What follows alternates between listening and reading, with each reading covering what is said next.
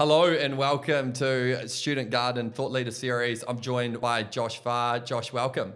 Thanks for having me. I've just been hearing all about your amazing business, campus consultancy. I'd love for you to maybe start off by telling us a little bit about the business and maybe how you got started and how you got into this, because I think that's a really great story and great place to start. Cool. Thanks for asking. Thanks for having me. Fundamentally, at Campus Consultancy, we believe that better student leaders make university better for everybody. So our point of leverage in the higher education space is the armies of volunteer students who are out there who are cluey enough to realize that you're at a great uni getting a great degree, and that's great, but it's not enough. It's the minimum. And that the way you stand out in the workforce is you have the skills that employers are blatantly asking for. A Google search or a ChatGPT search of what skills do employers want will tell you what they want. Yeah. Like, we're not hiding it. Yeah. And I was in rooms as a recruiter before I started the business for a couple of years. And there were rooms full of these recruiters from the biggest companies in Australia screaming out, why don't students know the STAR method for interview questions? Why aren't students developing their teamwork and leadership and communication skills? And when I started looking at the university space, I realized when I was a student, I had 10 different leadership roles. I never got a minute of training. Yeah. I never did a leadership class at uni. I never did a communications class. I graduated with a first class engineering degree. I was president of the Student Society. It was literally a slow motion video of me on the uni website running up a flight of stairs in a leather jacket. One of my mates screenshot it. Yeah, you could see it, right? I love that. He screenshot it, and at every birthday he reposted it on Facebook, you know. But I did everything right. And I went to the workforce and I wasn't happy. I didn't have the skills to actually thrive in the workforce. Academically, I was good, but I didn't have the people skills. And what I realized was there was this huge opportunity to teach the skills that employers are crying out for, but it had to be valuable for the unis. And in Australia, higher education is our third biggest export. It's $40 billion a year, and a quarter of students leave. So we have a $10 billion. It's crazy, right? We have a $10 billion hole. 50 years of research is really clear what it is. The biggest hole is social and emotional well-being, aka students feel lonely, which is an epidemic in society right now, and they don't feel like they have friends and community. So the whole business is oriented around, can we teach student leaders how to get the skills they need to thrive, which is good for them? Can we teach them that the way to do that is activate the campus, run communities, run clubs, host a pancake breakfast? And most students who want to be an actuary or an engineer don't think a pancake breakfast is a good use of their time. But if it gets you talking, communicating, learning how to market, learning how to host an event, doing some data analytics, those are the skills employers want, and it helps the students. And if the students are helping the students, it helps the uni. Yeah. So I built a business case around, we can prove through increased retention or decreased attrition, either way, that great student leaders make university better. And everybody wins. The uni wins, the students win, the general population wins, and then the employers win in the future.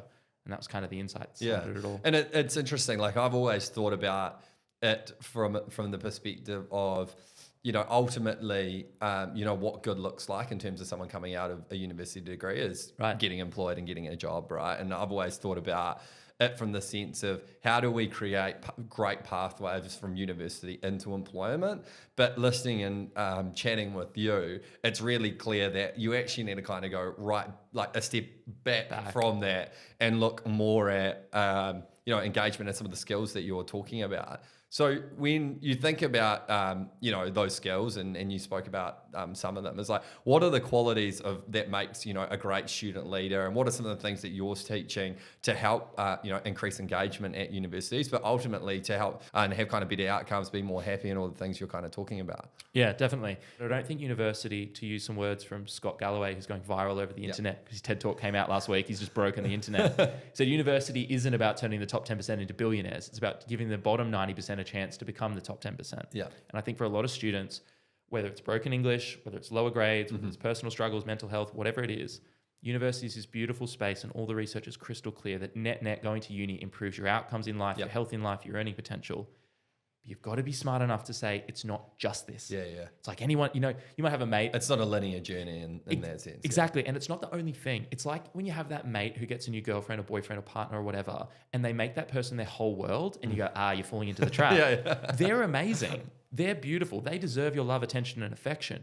But you can't make them the sole source of love in your life. The friend who ditches all their friends because they fall in love with a girl or a boy, that relationship either cracks and they come back, or they figure it out and they come back. It's all the things around that make the relationship great, right? Exactly. Yeah. I love the analogy. If you invest, you don't put all your money in one stock, because you'd never over-index. Yeah. And I think when we come to our learning in life, which if life is about learning, I think you could argue, we can't just make uni that. It's not fair for a student to look at university and say it's the only thing. Mm. It's one thing. The word university. Uni means one. Yeah. It can mean all or it can mean singular. And I think the trap is people have thought of it as it's everything. Yeah. And sometimes our marketing suggests that. Come here, we'll give you everything you need. Yeah. It's like, no, you won't. You give us an opportunity to access everything we need. You've done a really awesome job kind of building your presence on LinkedIn. And I think you're someone who tells great stories and, looking at your profile, creates values for the people who are following you. Can you talk a little bit about, how you've gone about creating your personal brand within the education sector and, anything you've learned along the way that would be useful for other educational professionals looking to kind of build their profile? 100%. So one of the things, if anyone's listening to this, if they're interested, if you look me up on LinkedIn, Josh Farr, Farr, send me a message, let me know you listen to the podcast. I'll send you, one of the things we built out is like an online course, which is a couple $100, but it's LinkedIn. It's basically everything I know about LinkedIn, step by step in 3 steps. Cool. I'll send it out for free for anyone who sends me a message. So that way I can give you a little bit more value and you can work your way through it. When I teach LinkedIn, I teach it in 5 steps. So quickly, optimize your profile. And then the other 4, just drive attention to your profile. Connect, engage, create, and follow up. So optimize is, look at your profile and think about, one, like the job description. Do I have the skills there that I really want? But even more importantly than that, what are the words you want people to associate with you? So like branding, from the idea of like branding something, is leaving an impression. So the 2 words I want people to think of when they think of me are basically leadership and workshops. Leadership's my domain, workshops what I do. And so it might be higher education and marketing, whatever it is. So if you go to my LinkedIn profile and you do Control F leadership, you'll get 110 hits. It's what's in my title, it's what's in my bio, it's what I post about, it's what I talk about, it's what I'm interested in. So once I've got that profile set up, I'm connecting with the people who I think would be interested in what I do, and which is great because I can add value. Then I'm engaging with them, public and private. Public engagement is in the comment section, private's in the DMs. So like really practically, then I'll create content, say what I do, and the follow-up. This is the thing I think that people miss the most.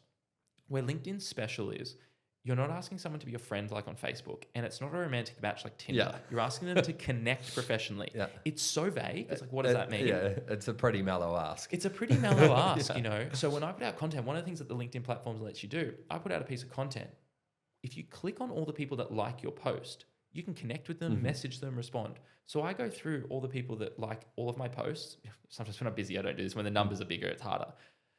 But I go through all the people that like my posts, and they fit into 3 camps. One, they're kind of irrelevant. They just have found me somewhere on the internet, and I'm like, all right, no worries. They're a student, and they've liked my post, which means like, cool, you've got value. I'm going to promote just stay engaged. Yeah. Or the third is their staff. So if they're liking and engaging with my posts, I'll send them a message and go, hey, Sally, thanks so much for liking my post about LinkedIn. Just wondering what's happening at insert university with you and your team and your leaders. I definitely don't do that, and I'm definitely going to start doing that. And it's so interesting. What's cool too is it's amazing how often, I call it the universe giving you a cookie. It's like, it's amazing how often you get a little cookie where someone goes, it's amazing. We were just thinking about you. And of course you were, because you're subconscious. You saw my post, of course, we're just thinking about you. Yeah, we don't have anything booked for semester 2. And that's like, I don't know if this is how you're meant to do business, but I've got a Calendly link. I'm like, do you want to book a time to chat next week? Perfect. And then they're like, yeah. And then so it's sort of like content, the follow-up, I just sort of do that like hand-to-hand engagement. And it's not cold, right? Because I've seen the content as well. That's the difference. We're already connected. Yeah. Exactly. And and I think so much of it is forming the habit as well. So obviously you're super consistent with it. We were chatting earlier. You said you've pretty much been doing it almost daily since 2016. It's kind of starting is obviously the hardest part. And then it's kind of just maintaining it. And hey, it doesn't need to be every day for everyone, but it's like figure out what, the cadence looks like that is achievable and start there. And then obviously you can ratchet it up as you get more comfortable and as you start to better understand, what's relevant to the audience you're talking to, and you kind of just get more clarity around your message and how you're creating value for the people who follow you. Yeah. And if I could give a challenge to the audience, here's a really easy way to do this in 10 minutes or less. For the next month, email out your team, your staff, whoever, just 5 buddies at work who you think are down for this, and go, let's have a competition who can get the most viral LinkedIn post. And then it doesn't matter if you're the only one who does it, let's just post for a month. At the end of the month, add up all the posts, add up all the reach, so make a little Google sheet, and figure out what your average reach is on the post. Just try to gamify it a bit. Give someone a prize or a gift voucher. And let's say the average reach is 400, let's make the math easy. Let's just say 1,000 people see your post on average. If each post gets 1,000 views, and you've got 72 employees. If they post daily, that's 72,000 views. If they post Monday to Friday, that's 350,000 views. If you do that for 50 weeks, that's 15 million views. So you could have 15 million free organic views per year bonus, just sharing the cool stuff you're doing. Just, here's what we're doing in the cafe. Here's what we do, blah, blah, blah. In 5 minutes or less per day. People go, what do I post? So I made a little checklist, 5 different things that you can post. Monday, piece of news. You're in marketing. Google marketing news, grab an article, share it. Don't have to do anything. Tuesday, take a selfie. So today we could pull out a phone, take a selfie. We're doing a podcast today. Done. Wednesday, thank somebody. Use a little LinkedIn kudos function.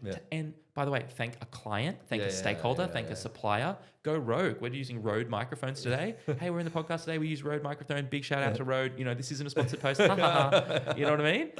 Like Thursday, I always do a throwback. And this is a fun one. And especially when you've done this for a few years, I find posts that I did last year. And just repost them. I literally repost them. And what I do is I copy and paste it. And then halfway down through the post, so it looks like new content. Halfway down through the post, I go 1 year later.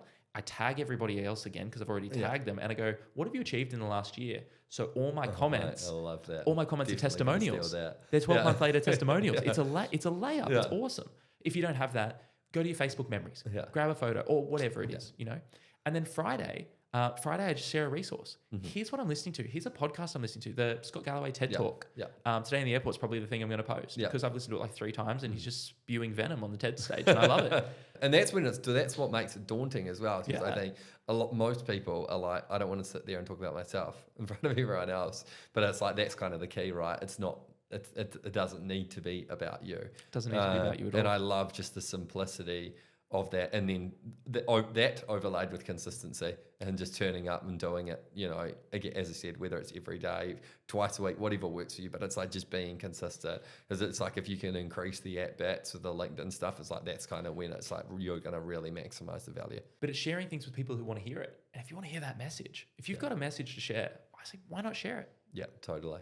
Well, Josh, it's been absolutely fantastic having a conversation with you today. As I said, love the clarity of the mission and the purpose. You guys are doing amazing work, you know, really helping students and kind of making a difference. So it's been great to hear and love the practical. Definitely going to steal a whole bunch of tips from you on the little last segment on LinkedIn. So thanks so much for coming in. And where can people find you? You mentioned your LinkedIn handle. Where else can kind of people find you if they want to reach out? Yeah, LinkedIn's a good one if you just want to see the personal branding stuff. Sometimes that gets mixed up of like, wait, what does this guy do? Is he an inspirational speaker or something? So go to campusconsultancy.org. You'll see a whole bunch of case studies of different ways we've helped clients and really boost retention and get results. So campusconsultancy.org or Josh Farr on LinkedIn. Awesome. Thanks, mate. Thank you.